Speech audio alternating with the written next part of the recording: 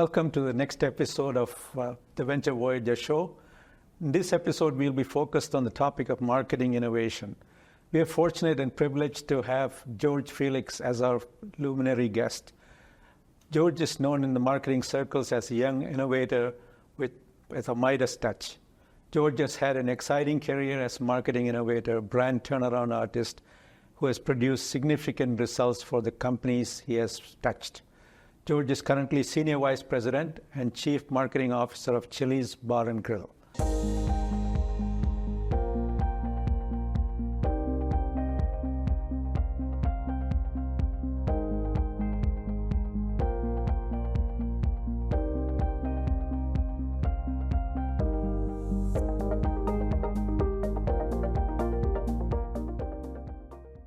Welcome to the show, George. Thanks for having me. Yeah, I know you're a very busy guy. You have a lot of engagements. Thank you for taking the time to be here and in enlightening our audience with your wisdom and experience. Happy to be here. Right. So, George, you've had an exciting career journey helping other big companies, big brands, and in that whole journey, when did you realize that your calling was brand turnaround? Also, your journey from a student in information technology to a brand marketeer. Can you give the audience an idea of how you transitioned and when you realized your calling was this? Yeah, I studied my undergrad degree was management information systems. And so, I started working in IT at Abbott, big pharmaceutical company, was a project manager there, ended up being there for about 5 years, but I'd say about 4 years in, I kind of realized that looking ahead at the career path, it just wasn't gonna, it wasn't gonna get me out of bed for the rest of my life. And so was looking for a change and looking for something that was gonna be more exciting. So I ended up deciding to leave that job and go back to school. And so decided to go back to business school and ended up getting an MBA and focused on marketing. It was something I'd always been interested in, even when I was in college, but was a little bit scared away. I heard it was difficult to get a job, and so I ended up not pursuing it, but ended up getting an internship at Procter & Gamble the summer between my 2 years of business school. And that really cemented for me. I really understood what marketing was beyond just what I learned in textbooks. And so you realized your creative self. Yeah. It was like marketing's kind of at the center of a lot of things. There's the creative side, which I love, and working with agencies to solve business problems through creativity. But you're also very involved in the pricing aspect of things and innovation, and so it touches a lot of different parts of the business. And for me, that was pretty exciting. So you have been involved with some really big brands, well-known brands, household names. So when you approach take over that brand, what is the thought process that goes through in your mind when you look at what is it today and what it needs to be? So just explain to us what you go through in your mental process. Yeah, the first step usually is to really understand the history of the brand. A lot of the brands I've worked on are heritage brands that have been around for 30, 40 plus years. And so for me the fun part is digging into the history, or we call it digging up in the attic and finding the old artifacts and really understanding the DNA of the brand. When the brand was at its best, what was it doing? That's usually a pretty important question. And so that discovery phase is usually the first thing. And then from there, you want to translate that into what we'd call a brand positioning. And that usually means defining your purpose. What does the brand stand for? Why does the brand exist?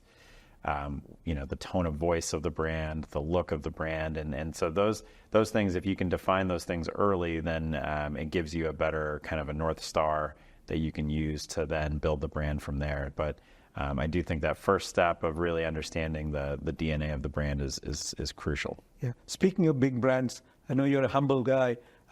There's a lot of things. Let me do some bragging for you. So George was the brand marketeer of the year in 2018 with this campaign for KFC, big brand, with the campaign called The Return of the Colonel Sanders. And he's also been featured in the Ad Age's 40 under 40. So he's a very well-known, accomplished young marketeer. Well, thanks. It's been fun. I've been really lucky to work at great companies and on some great brands, and it's been a fun ride. So, if you were to look back and see the journey that you had, what would stand out as like a big turning point other than the fact that you decided from IT to go? So, now I like making big brands successful. So that's why you've been in Tinder, you've been in KFC, all these different big brands. Yeah. So what would be, say, where you started taking off? I think going all the way back to my first real role in marketing was at Procter & Gamble, working on the Old Spice brand. And, yes.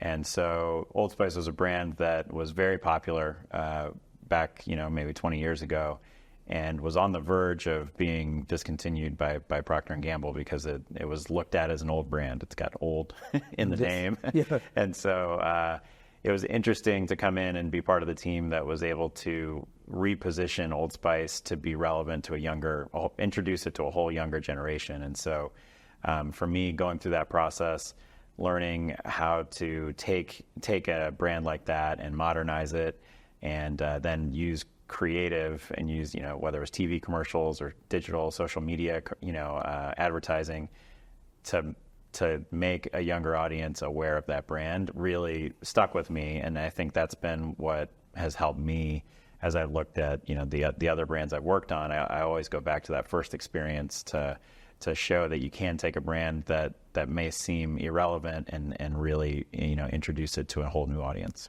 So when you did that, the tools that were available at that time versus today. Yeah. Okay. A big difference, I would imagine. Yeah, huge difference. So it's all digital now, I would imagine. And that makes it much more, I guess, adaptable to viral marketing, right? Yeah. Looking back when we were on Old Spice, it's funny now to think about it, but I remember launching the Old Spice Facebook page. Okay. That was brand new at the time. There were no paid ads on Old Spice or on Facebook. It was all, just pass along, word of mouth, and sharing. And so, YouTube, to have a brand YouTube channel, which we launched, was totally new at that time. So TV was still very much the predominant channel back, this would have been 2009. Now, we were just at the forefront of digital marketing in the way we think of it now. And so now if you fast forward to 2024, it's, TV is still part of the mix, but digital is a much bigger part of the mix, and it's becoming increasingly more important. So are you saying things like TikTok to the young generation, absolutely, all the way to what corporate executives look at? Yeah. The whole thing needs to be addressed. I mean, we just, the last few months, we've had a ton of success, really been driven by TikTok and people eating our food at Chili's on TikTok and, just talking about how good it is, talking about how great the value is. And, when things go viral on TikTok, you can really see the needle move on your business. And that's been, it's been a really interesting thing to see. So influencers, understanding how to use influencers and make that a part of your media mix has been pretty interesting. So the use of technology, it becomes very relevant in your job, and make sure your team, what they use. And they suddenly decide, okay, this particular campaign needs to go through this medium and it will have the maximum effect. Kind of, are there learnings that you can impart to the marketing audience in here? Yeah, I think one thing I would say is, you have to be on these platforms to market on them. So you really have to use them. So even though, TikTok is probably not a place you would think, I would spend a lot of time, you do have to be on there to understand it, to really be there. So, for a marketer, I think it's really important that you're on, whether it's X or Instagram or Facebook or TikTok or Reddit or, any, whatever the next platform is going to be. you do need to understand the nuances of those platforms and how brands show up, how people show up on there.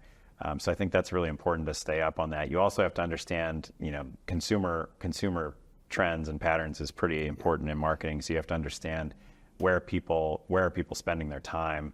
And, ultimately right now, the biggest challenge for a marketer is where do you find the attention, the eyeballs?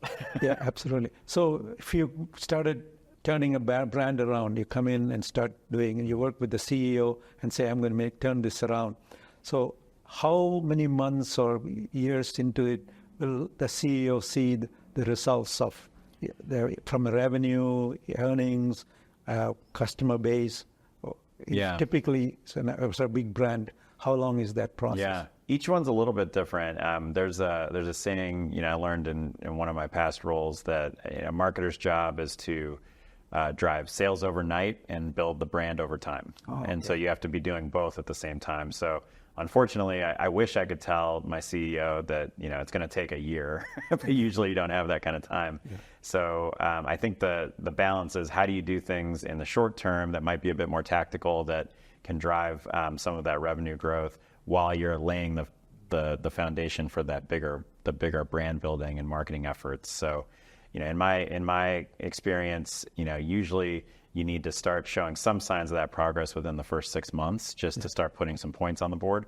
But here at Chili's, I think we've really hit our stride. We saw some success in the first 18 months, but I'd say in these last 6 months, we've really kind of, it's accelerated even more. So what is the technology, the most pervasive technology for getting customer feedback in a B2C environment? Yeah, for us, so in our restaurants, we actually have a tabletop device. It's made by a company called Ziosk. Okay. And it's used for a number of things. One, it's a mechanism for our loyalty program. Okay. So if you put your phone number in and you're a member, then that transaction gets logged. You can redeem rewards and things like that. But it also serves a couple other important functions. One is payment. So if you're at the end of your meal, instead of having to wait for the server to come, you can pay and leave, and it indicates that you've paid. But maybe the most valuable part of that whole thing is through the payment process, there's a survey that we get a much higher completion rate on than, say, in my past life at a KFC, your receipt might have a survey that you could click to complete, but not many, you don't get as many people doing that. Yeah. So we get millions and millions of surveys completed from the diners who have just left the restaurant, which is really valuable for us. Okay, so all this data comes into the company marketing department, wherever.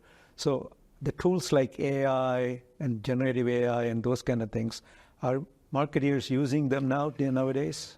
They are, and I think right now, where I think a lot of the value is exactly where you just said, which is how do you take these immense amount of data and distill it into things and be able to actually distill it into actionable insights. So whether that's for the teams like us that work at our headquarters or for our general managers that manage a restaurant, there are some new tools that are able to kind of sift through that data and serve up what the general manager might need in a much faster way than them trying to find it through 3 different reports and trying to connect the dots. So the technology is making those things automated and meaningful, actionable things come through it. Yeah. So now taking a little crystal ball from you and say, what's marketing today? Look back, you already said how far it has changed from the time you started. Yeah. Let's project forward 5 years, 10 years from now.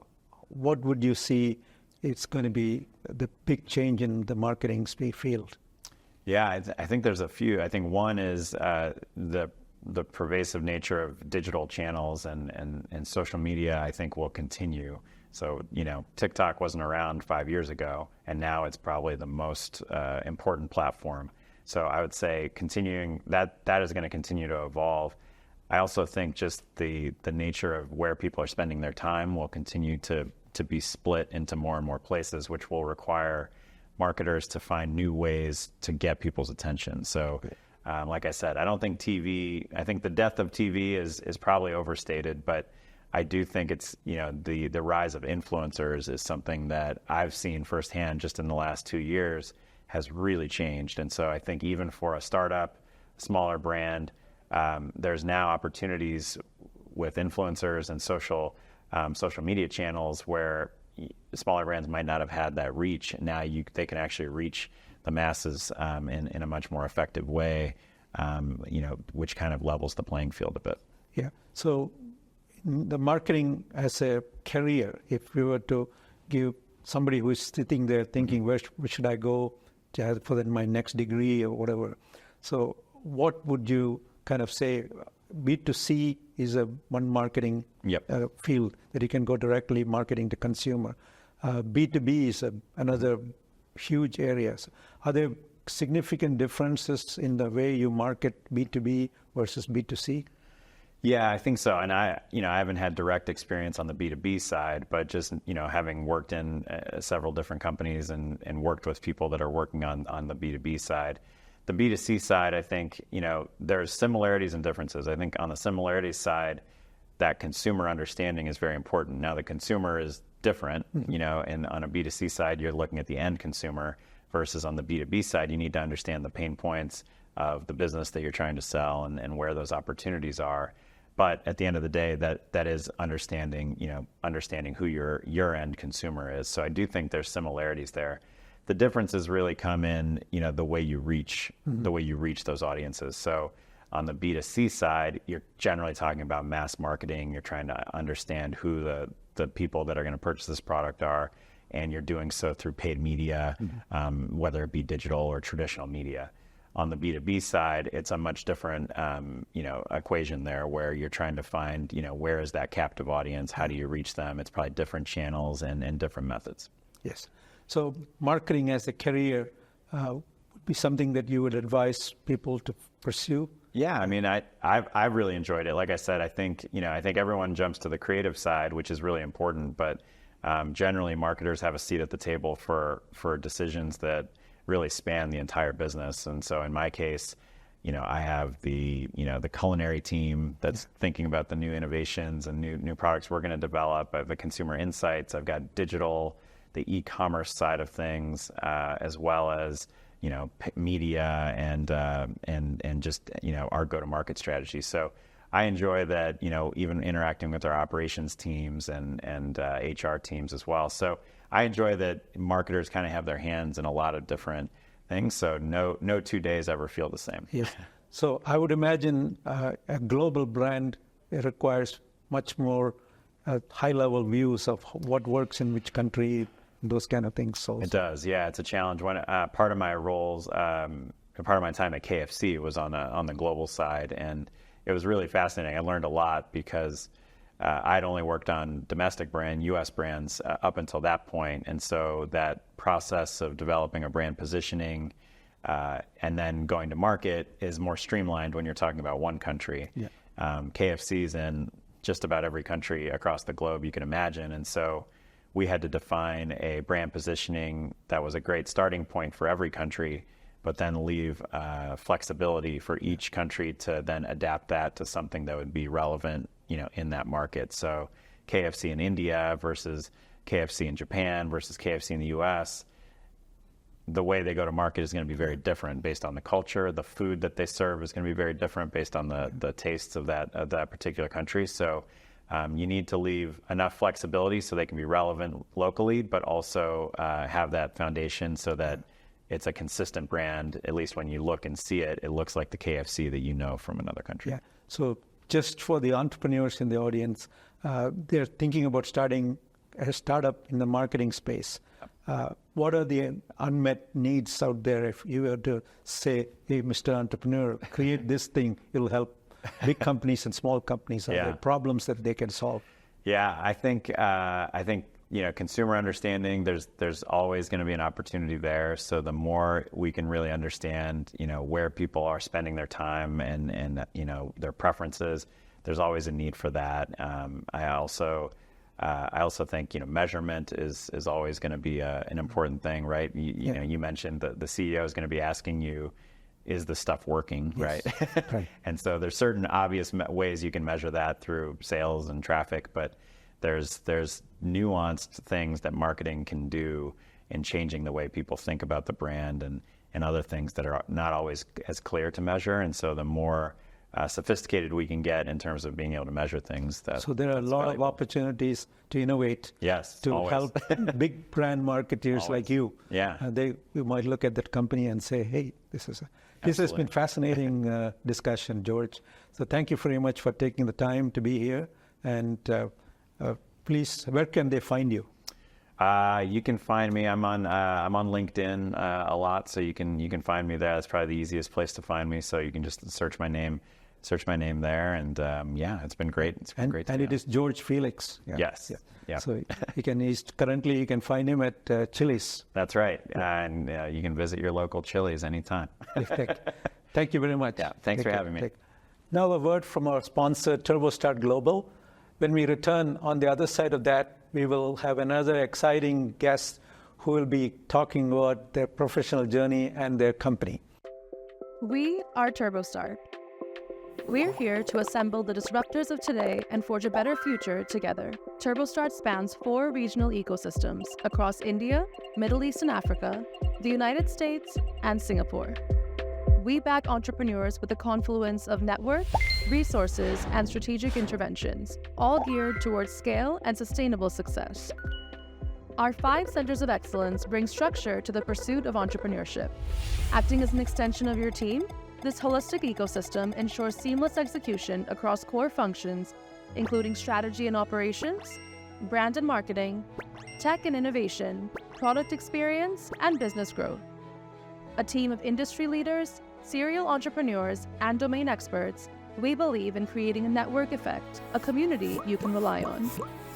We're on a mission to be agile and transformative, to fuel disruptive ideas, to aid entrepreneurs globally, and create value for all.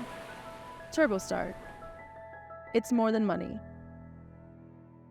Welcome back to the special episode on marketing and innovation and entrepreneurship of the Venture Voyager podcast. I'm your host, George Brody. We have a really exciting segment for you today. A young entrepreneur who is based out of US has created a company that is really going gangbusters. And I'd like to welcome Shourya Agarwal, the CEO and founder of this company, to the show. Welcome. Thank you. Welcome, George. Yes, I know you're a busy guy. You're really got a lot of things going, and especially this time of the year with things going viral from your set. Thanks for taking the time to be here. Okay. So I would like to you to give me some kind of introduction to your company, Flam, which we'll get to later.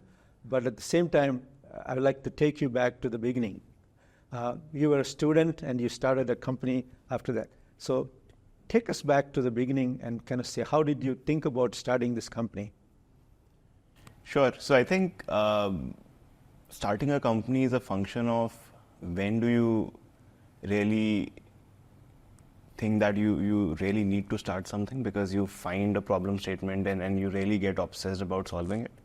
I think me and a couple of my friends in college, and obviously now that I look back, I think that your first company should be with your friends from college. There should be no other combination. I really believe in that. But I think at that point in time, we really got obsessed about a problem statement and we decided to just jump on it. And obviously, there's no better time than when you're in your early 20s to start it. Mm-hmm. We did not sit out for placements. I think we were just 3 people out of 600 who did not do that. Because obviously with Spilani, you get more and more companies who want to hire you and make sure that within 3 days everybody's placed. But then yes, we also came to Bangalore, but to start our own company and not join somewhere. And it was such an amazing experience. We had no money, and we did not borrow anything from our parents also. It was just some kind of internships from which we could capture some money to basically make sure we pay our bills. I think I still cherish those 6 months more than anything else, when we were pre-funded, but everybody in Bangalore trying to. So all 3 of you, I assume the 3 founders? Yeah. you found that entrepreneurship was your calling, and then you kind of had an idea that you wanted to take and develop into a company. Is that how you did it, or just wanted to just form a company? And no, definitely, and I think it should never be like that. If you are not obsessed about a problem, if you don't care about a problem, you should not start. I think we did not have a company. Like we just established a company three years back. But for the first 6 to 12 months, we were just building the product. We did not raise money. Yes. We did not establish a company. Nothing of that sorts. Like it was very genuine. So you were solving a real problem that was out there. Yes. So can you tell us more about that part of it? How that problem, the focus on the real world problem, resulted in creating today's company today. So of course. Journey. Yeah. And I think more than calling it a problem, I would call it a very interesting opportunity we could see. So I think it started with an interesting moment in college. I got a letter from my dad, which was like a handwritten letter, which you really don't get as an engineering student, because there are not enough girls in the college, right? So you don't get those letters. I got a handwritten letter with few photographs from our childhood, and the letter was all about how the future will evolve from here, and like how will you, after graduation, how the life will evolve when you do what you want to do and all of that, right? I think that was a game changer, because I would come to my room every day and read that letter. And I realized that whatever digital communication we are having, whether it's text or images or videos that we are sharing on WhatsApp, Instagram, Facebook, I think we need to go beyond that, because there is something more to communication which can be more engaging, which can be more immersive. And we started solving for that. If the same piece of communication which came as a letter would have been sent to me on WhatsApp, I would have read it once or probably ignored it, right? Yeah. But there was something more that we wanted to solve for communication, which is like 100x more engaging than what we are doing today.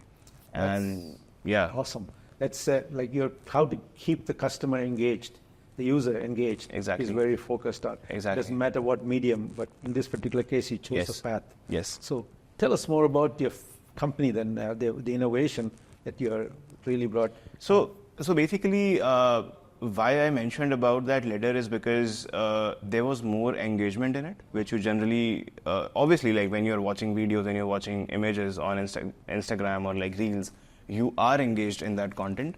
But I realized that there is something more to communication, which is exactly when we started reading a lot about communication, how communication has evolved over the last 30, 40 years of internet. And we could instantly feel that mixed reality, which is a combination of how you augment the real world and the digital world, and how that can be like 100x more engaging, immersive than what we are just consuming as videos. Okay. So that was the path we decided, that let's go beyond videos, and beyond videos is what we call mixed reality. So every big company today, whether it's like Meta or Apple or Google, Snap, everybody is spending billions of dollars on building this future, which is a mixed reality future. Some companies are taking a hardware first route, right? So they are basically building the hardwares, which will make it by default mixed reality, right? Some are building the infra layer. We are building the application layer, plus the infra layer on how do we make sure that it's so easy for everybody to consume and create in mixed reality. I think that's. So is there a particular segment where this mixed reality solution that you're bringing to the market will be, very useful compared to some other market? Yeah, I think if you look at how content has evolved over the last 30 years, 30 years back, everything was text-based content, right? So I would read text, I would write text on internet, right? Yes. Whether it's Orkut, Yahoo Messenger, Facebook in early days, everything was text-based content. Then the whole internet evolved to images on Instagram, Flickr, even everything on internet got image-centric. And recently, in the last 10 years, it has been videos, whether it's like Musical.ly, TikTok, even e-commerce is like video-led today. So I think text to images to videos, this evolution has been towards more engaging content. Videos are way more engaging than images. Images are way more engaging than text, right? So next to videos, when we say mixed reality, I think based on what we have seen in the past, what we've observed, I think the whole space of mixed reality will evolve when consumers will start to experience it on a daily basis. So somebody will have to create a lot of mixed reality content, and then consumers will have to consume a lot of mixed reality content. We feel that marketeers, designers, creators, they are the first people to get excited about new content, new capabilities, new creativity that it unlocks. That's exactly what happened with TikTok. That's exactly what happened with Instagram, right?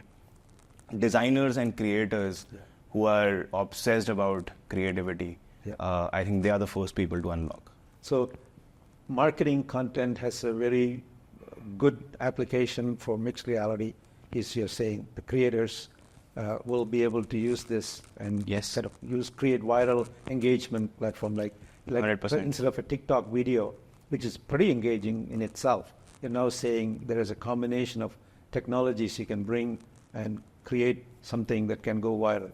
100%. Like, I think let's just pick marketing, okay? I think that'll be more helpful. A marketeer is the first person to find ways to engage a consumer, right? And what is the best way to engage a consumer so that they buy a product? They were writing great copies in 1998, okay? Before 1998, in fact, 1970s, they were writing great copies on magazines, right? They were the ones who were thinking, what is that copy that will make them buy the computer, right? When images happened, they were the ones to come up with the best posters, right? When videos happened, they were the one to create best films, best 30-second short films. So when you think about a marketer, the only thing that they're obsessed about is to engage a consumer in the best possible way. So I think when we talk about mixed reality, they are the first people to think creatively and make sure they leverage it properly. That's awesome. So this segment obviously is on marketing. So your company is really making a big leapfrog for marketeers to do what they really naturally want to do in a different way. So can you give us some use cases that have been very successful for you? First of all, talk a little bit about your company name and what it does and things like that, and then what use cases really so far you have been able to implement. Of course, yeah. So first things first, the name of the company is Flam, which means tricking the real world, right? So it's a dictionary word, which means trick or deception, which is exactly what mixed reality is. So you basically trick the real world into something which is even more interesting. Flam, at a very high level, it's literally at this point one of the world's most advanced AI-powered mixed reality publishing platforms. Now, when I say this statement, it's an AI-powered mixed reality publishing platform. The most interesting part is the publishing part. Rest, everything is obvious, like we're talking about mixed reality and how AI is powering the whole mixed reality piece. Publishing platform makes it very, very interesting for marketers. This is like YouTube for videos, right? So YouTube is a video publishing platform on internet. Any marketer can create a great ad film, just publish it on YouTube, and then distribute it through a link on WhatsApp, on websites, anywhere they basically want, right? Similarly, Flam is a mixed reality publishing platform for marketers. But the good news is they can publish mixed reality content across different channels of communication. So a marketer can leverage Flam to publish mixed reality content on a newspaper. And they can make their newspaper ads 10x more exciting. I don't know if you remember that newspaper from Harry Potter, which is like, which basically is a dynamic image, right? It was called The Prophet. So that has literally come to life with Flam, and that's a game changer across any print media in the world, whether it's like direct mail in the US, which is such a big deal even today, whether it's like newspapers, magazines, pamphlets, brochures, everything that you can imagine in the real world, which is a printed communication, it is like 100x more interesting, I would say, at this point with Flam. So you take that print media, kind of married with mixed reality to be able to do. So give us an example of a campaign, for example, in India or the rest of the world you have implemented, which is a print media, starting out the print media. Yeah. Let's say in India it could be one of the newspapers. Yeah. So is there an example that you can give where the marketeers have used very successfully? Yes, I think glad to share that it's been phenomenally successful at this point. Like, it's been 6 months that we introduced this whole platform to the marketers. And just taking a step back, if you remember, we talked about a letter in the beginning, right? Yes. Now all of this will make sense because the print media, what we have done is we have put a small Flam code on the print media. So you scan that particular Flam code. Is there a QR code kind of thing? Or? Yes, it essentially works like a QR code, but a very different eventual journey. Okay. So a QR code takes you to a landing page. Right. That's like traditionally how QR codes function. Flam code just flips your native phone camera into mixed reality camera. Oh, okay. And then let's say this is the phone, I scan a printed image with the native camera. Yeah. And then it will immediately turn my native camera into Flam camera. Yeah. And when the Flam camera looks at the image, it will understand the image. Yeah. That's the image recognition part of the technology. And then it will play the content right there. So this is where I was kind of going to ask you, scanning a QR code and playing a video has been around for a while. So what did you do differently? Now you just explained it. It's very different. It's very different, and let me explain a little bit more. This will be helpful for everyone. Text, images, videos. That's been the evolution of content so far. All of this is two-dimensional content. Yeah. So basically, it plays on your phone screen. Yeah. That's where the content plays, either on your phone screen or on the laptop screen or on the desktop. Yeah. Everything is a 2D flat interface. Yes. Right? Flam content plays on the camera. That's like, so you, okay, one more thing, like, why do you think real world is 3D? I can pick up my phone, right, because it's 3D, right?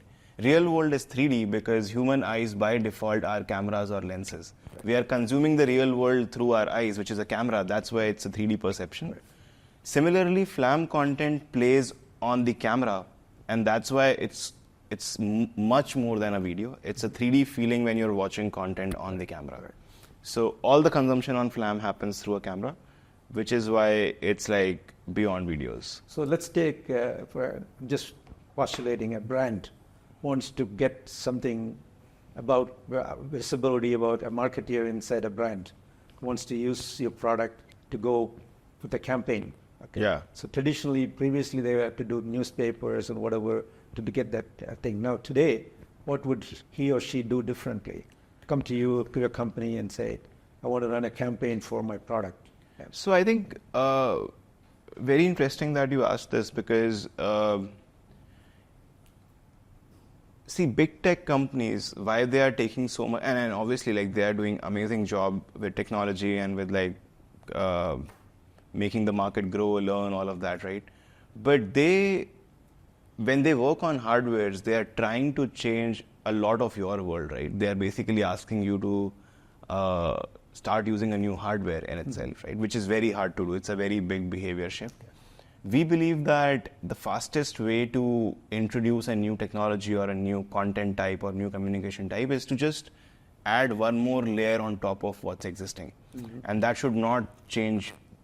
That should not change a lot of stuff for the marketer. Otherwise there's a barrier, right? So you're reducing the friction to adapt 100%. to technology. Yeah. For both, for the marketer as well as for the consumer. It's like very, very easy mixed reality access to everybody, whether it's the creator or the consumer. Yeah. So in this space, you obviously have carved yourself a very good space, and you became, I don't know what position you're in as far as in number one, number two, whatever. Other players are in there. What is the secret for you to get to this success? How did you establish yourself to be this successful? Okay, I think, I don't know if number one or number two, but I think at this point, we know for sure, not just in the US, but in India, in UAE, everywhere,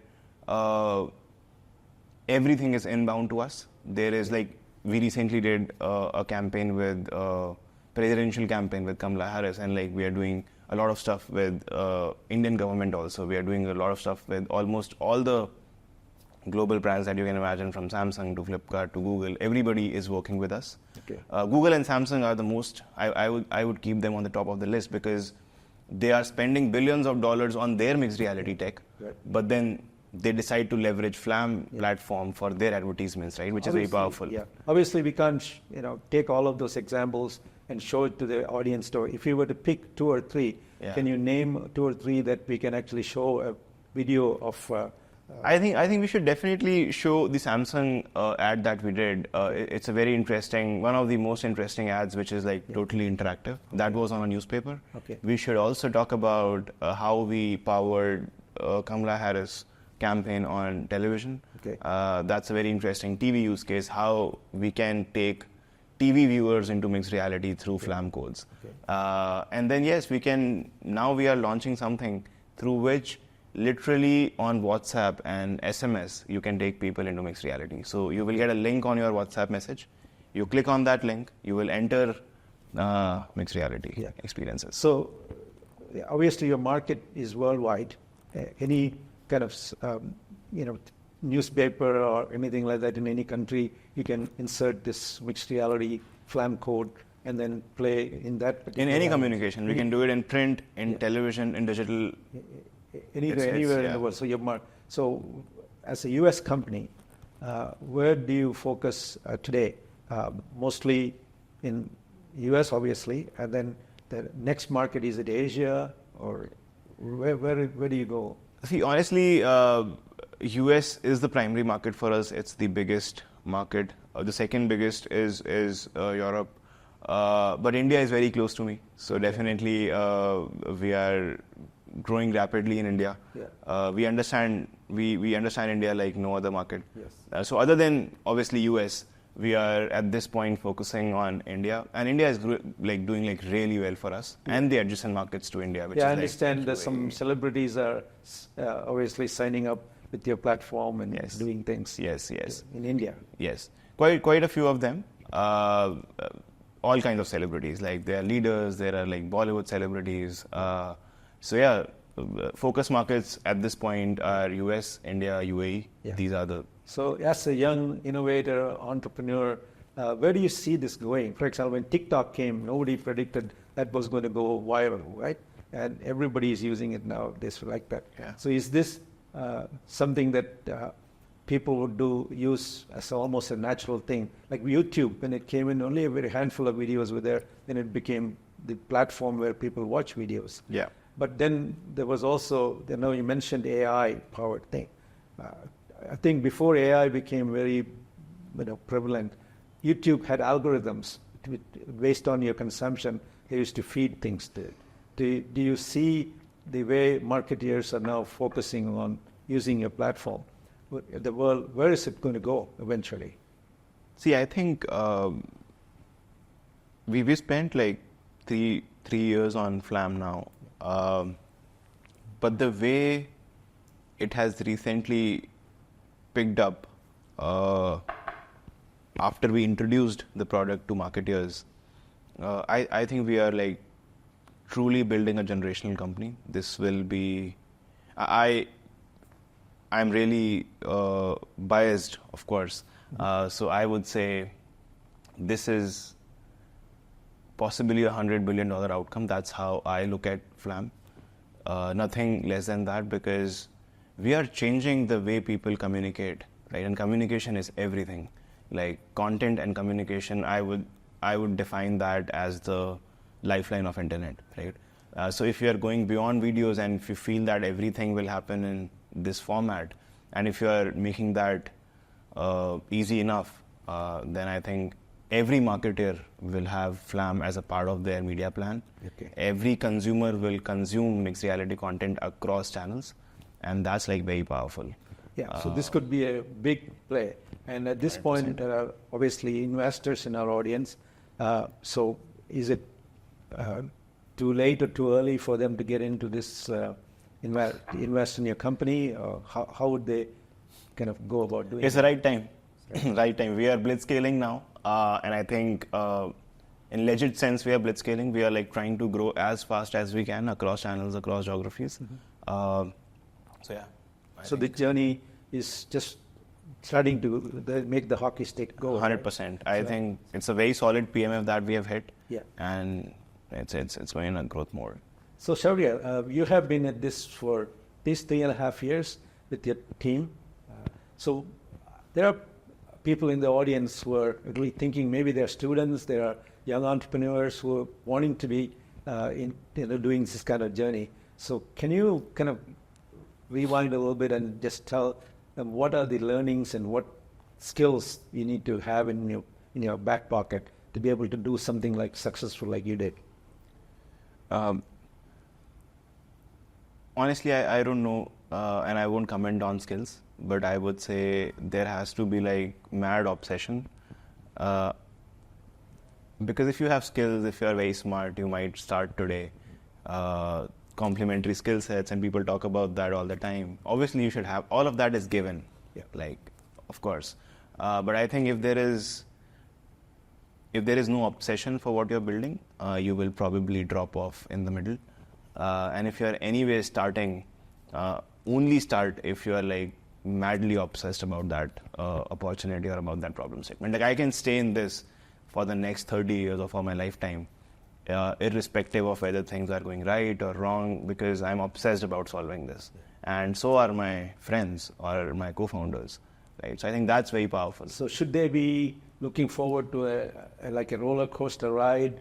Every day is different kind of thing. 100%, 100%. That's the fun of being an entrepreneur. Yeah. Today it's going to be like high, tomorrow you don't know. Yeah, so it's a roller coaster, of course, but it's a lot of fun.